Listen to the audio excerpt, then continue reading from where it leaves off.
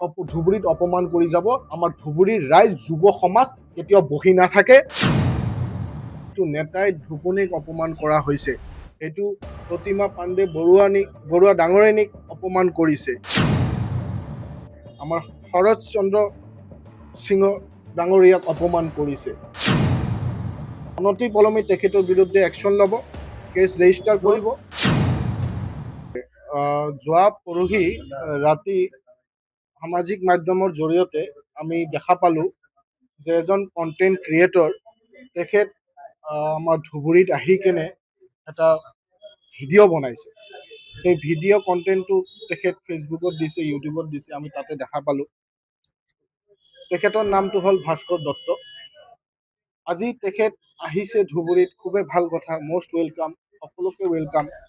কিন্তু ধুবুৰীত আহি এই ২ নম্বৰী কামবোৰ কেলে কৰে?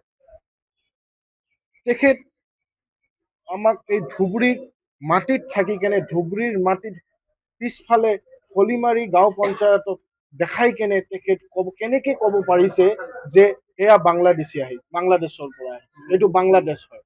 তেখেতৰ নদী দি সেইফালে আমাৰ টাউনলৈকে আহিছে, যেতিয়া গাঁৱৰ পৰা তেতিয়া কৈ আছে যে বাংলাদেশী মানুহসকলে আহি আছে। কেনেকে ক'ব পাৰে? Who give him the right to say like that? আমাৰ ধুবুৰীত তেখেত কি কৈছে যে বিহু নহয়। তেখেতক অধ্যয়ন কৰা উচিত, তেখেতৰ জেনেৰেল নলেজ নাই বুলি মই ভাবোঁ। তেখেত ধুবুৰী, হোৱাট ইজ ধুবুৰী, তেখেত নিজে এটা অধ্যয়ন কৰা উচিত। লাষ্ট 77 ইয়াৰ্ছৰ পৰা আমাৰ ইয়াতে বিহু সন্মিলন চলি আছে। চব জাগাতে আমাৰ ধুবুৰীত বিহু আমি উদযাপন কৰোঁ।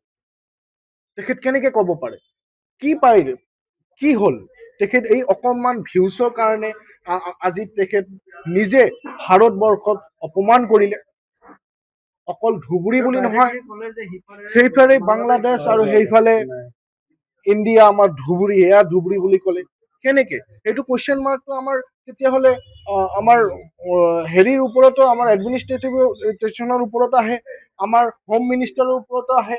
তাৰমানে তেখেত কি দেখাব খুজিছে যে বাংলাদেশৰ পৰা ধুবুৰীত মানুহ নাৱেদি আহে, আমাৰ চিকিউৰিটিৰ ওপৰত কুৱেশ্যন আহিছে।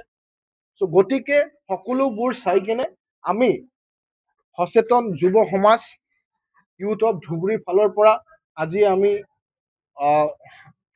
ভাস্কৰ দত্তৰ বিৰুদ্ধে আমি FIR লজ কৰিবলৈ আহিছোঁ। ইয়াতে আমাক OC মহোদয় আমাক এচুৰেঞ্চ দিছে যে তেখেতক অনতি পলমে তেখেতৰ বিৰুদ্ধে একশ্যন ল'ব, কেছ ৰেজিষ্টাৰ কৰিব। য'ত তেওঁ থিয় হৈ তেনেকুৱা ধৰণৰ মন্তব্য কৰিছে, সেই ঠাইডোখৰ হৈছে ঐতিহাসিক নেতাই ধুবুনী ঘাট। চাওক, অপমান কৰা হৈছে। চাওক, এইটো অকল ধুবুৰীবাসী ৰাইজক অপমান নহয়, এইটো নেতাই ধুবুনীক অপমান কৰা হৈছে। এইটো প্ৰতিমা পাণ্ডে বৰুৱা ডাঙৰীয়ানীক অপমান কৰিছে। আমাৰ শৰৎ চন্দ্ৰ সিংহ ডাঙৰীয়াক অপমান কৰিছে। এই আমাৰ ধুবুৰীৰ সকলো ঐতিহ্যমণ্ড ধুবুৰী, সকলো মিলা প্ৰীতিকে থকা ধুবুৰী, আমাৰ পাঁচপীৰ দৰগাহ অপমান কৰিছে। আমাৰ মহামায়া মন্দিৰক অপমান কৰিছে তেখেত। ধুবুৰী ইমান এটা ধুনীয়া এটা ঠাই, আমি সকলোৱে পিচফুলি ইয়াতে থাকিব বিচাৰোঁ।